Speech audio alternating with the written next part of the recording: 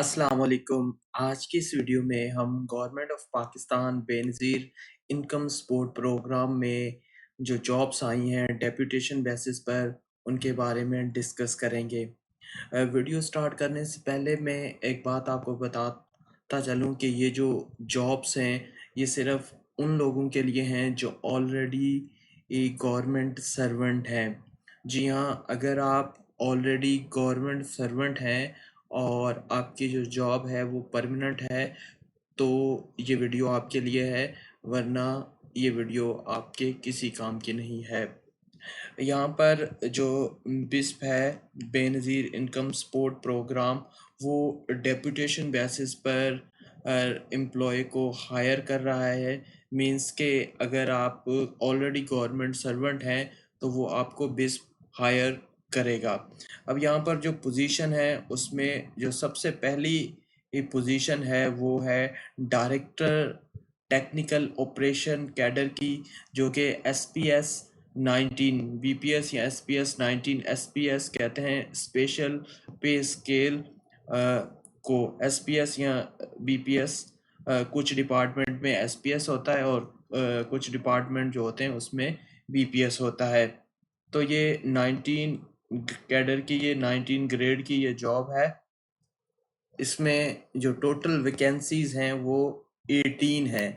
Total vacancies 18 हैं, जिसमें 7 Punjab, 4 Sindh, 2 KPK, 2 Gilgit Baltistan और 3 बलूचिस्तान की असामियाँ शामिल है। अब इसमें क्वालिफिकेशन एंड एक्सपीरियंस क्या रिक्वायर्ड है।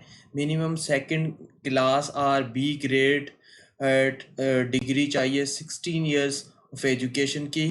उसके अलावा minimum 10 years post qualification experience in social sector, public administration, public policy, project management are relevant।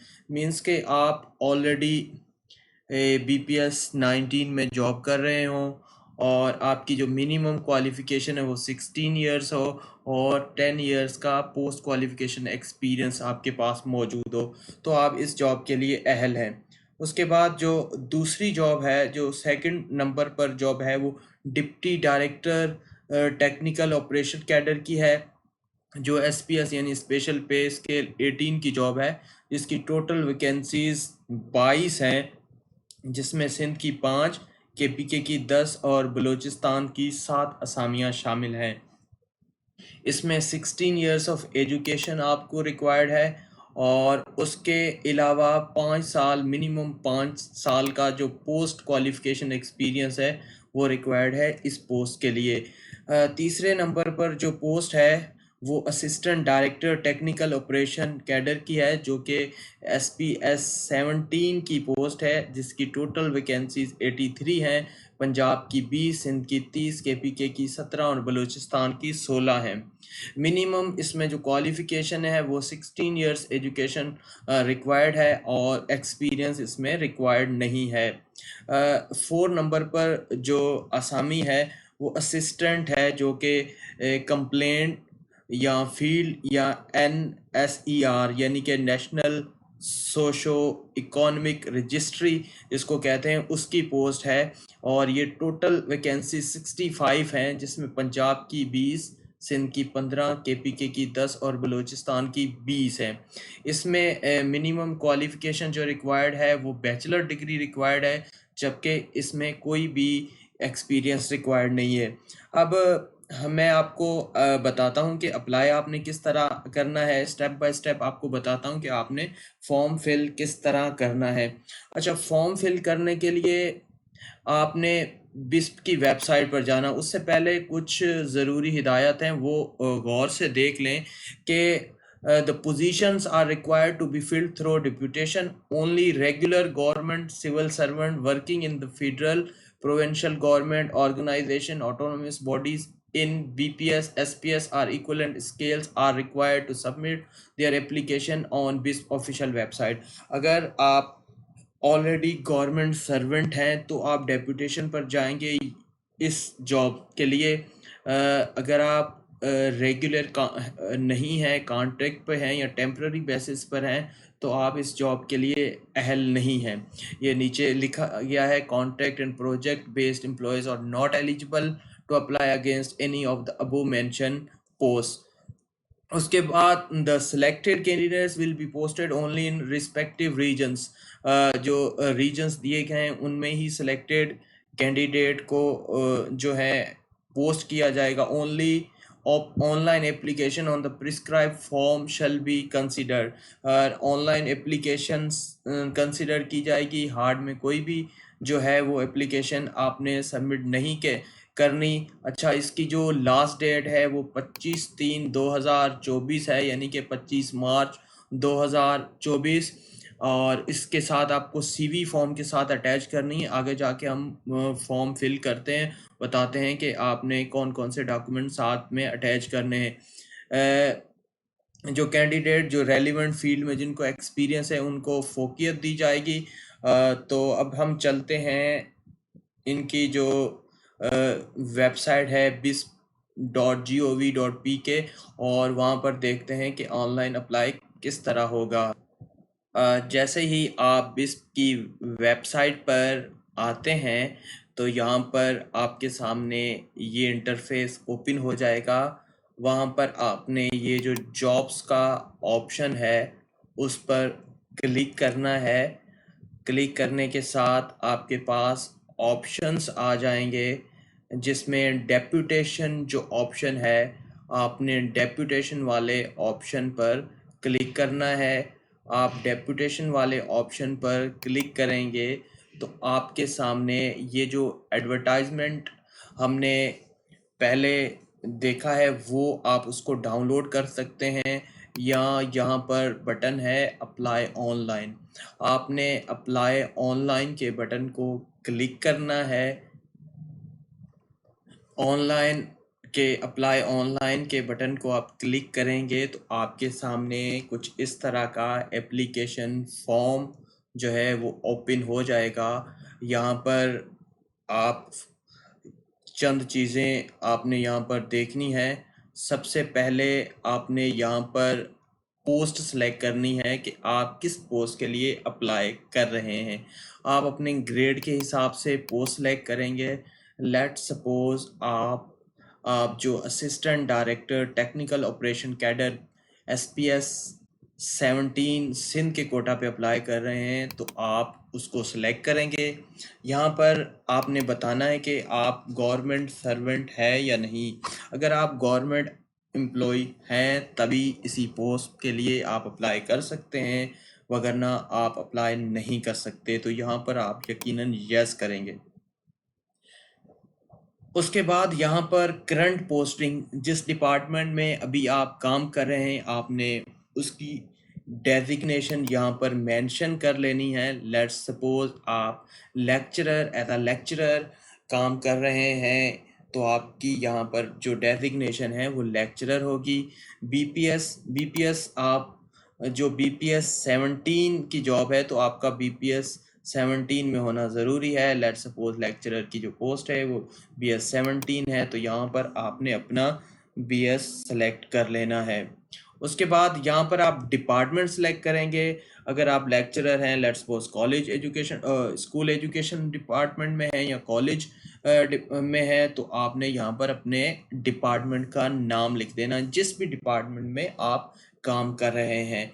उसके बाद यहाँ पर सिंस आपने अपनी डेट ऑफ ज्वाइनिंग यहाँ पर सिंपली लिख देनी है कि आप किस तारीख से गवर्नमेंट एम्प्लॉय हैं।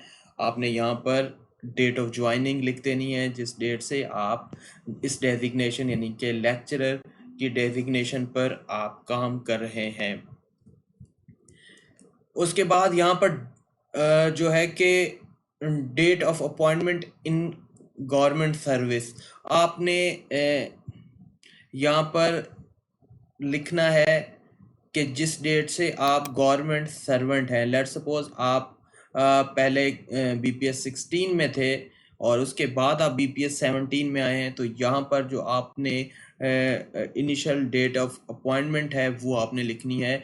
माजरत के साथ यहाँ पर डेट ऑफ अपॉइंटमेंट नहीं आएगी, ये सिंस आएगा जिस डेट से आप करंट स्केल में हैं, यहाँ पर वो डेट आपने लिखनी है।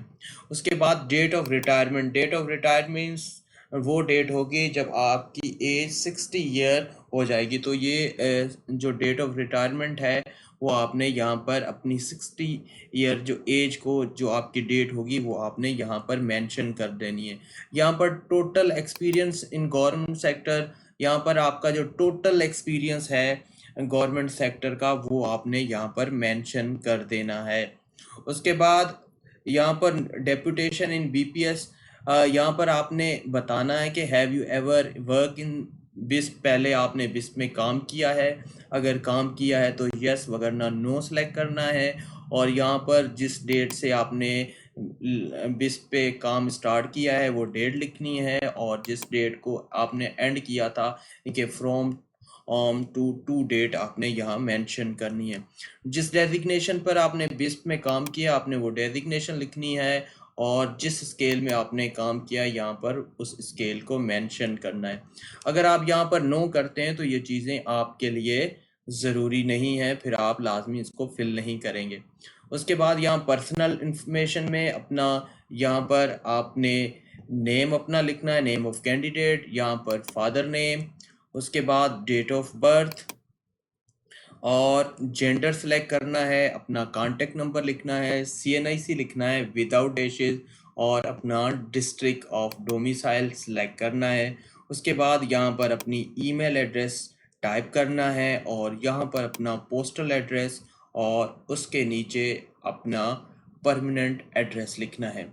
उसके बाद एजुकेशन क्वालिफिकेशन आ जाएगी। यहाँ पर आपने जो आपके SSC यानी मैट्रिक से मास्टर्स तक की एजुकेशन है वो लिखनी है। ईयर ऑफ पासिंग आएगा यहाँ पर, जिस बोर्ड या यूनिवर्सिटी से आपने अपनी तालीम हासिल की है, यानी कि मैट्रिक, यहाँ पर SSC वो आपने लिखनी है। यहाँ पर क्लास या डिवीज़न, जिस डिवीज़न में आपने मैट्रिक की है वो लिखना है, और यहाँ पर स्पेशलाइजेशन इफ़ एनी लिख देना है। इसी तरह ये इंटरमीडिएट, बैचलर और मास्टर्स की एजुकेशन क्वालिफिकेशन आपने लिखनी है। उसके बाद अगर आपने कोई एडिशनल कोर्स किया है तो आपने यहाँ पर नीचे लिख देना है कोर्स सर्टिफिकेशन का नाम, ईयर ऑफ पासिंग और इंस्टीट्यूट जहाँ से आपने ये कोर्स हासिल किया है। यहाँ पर आपने अपनी जो पोस्टिंग एम्प्लॉयमेंट हिस्ट्री है वो लिख देना है। आपने जिन जिन ऑर्गेनाइजेशन में काम किया है, जिस BS पे काम किया है वो आपने लिख देना है। यहाँ से किस डेट से लेके किस डेट तक आपने काम किया वो भी लिख देना है। उसके आगे यहाँ पर अगर आपने रेगुलर काम किया है, रेगुलर एम्प्लॉय थे, तो वो रेगुलर को क्लिक कर देना है, वरना आप टेम्पररी को क्लिक करेंगे। उसके बाद यहाँ पर एंड में आपने अटैचमेंट, यहाँ पर आपने अपनी रिसेंट जो CV है, अपडेटेड CV है, उसको आपने यहाँ से चूज़ फाइल में जाके अपनी CV को अपनी CV जो PDF में हो तो बेहतर है, PDF में अपनी CV को आपने अपलोड करना है। उसके बाद यहाँ पर अंडरटेकिंग पर आपने क्लिक करके यहाँ से सबमिट फॉर्म के बटन को सबमिट करना है, तो आपकी एप्लीकेशन सबमिट हो जाएगी। अगर आप एक से ज़्यादा जॉब के लिए अप्लाई कर रहे हैं तो हर जॉब के लिए अलग अलग एप्लीकेशन फॉर्म सबमिट होगा। ये थी आज की वीडियो। अगर इसमें आपको किसी किस्म की कोई कन्फ्यूजन है या आपसे अप्लाई नहीं हो रहा या कोई मसला पेश आ रहा है तो आप हमसे रब्ता कर सकते हैं। इंशाल्लाह हम आपकी मदद ज़रूर करेंगे। अपना बहुत बहुत ख्याल रखिएगा, हमें दुआओं में याद रखिएगा। अल्लाह निगहबान।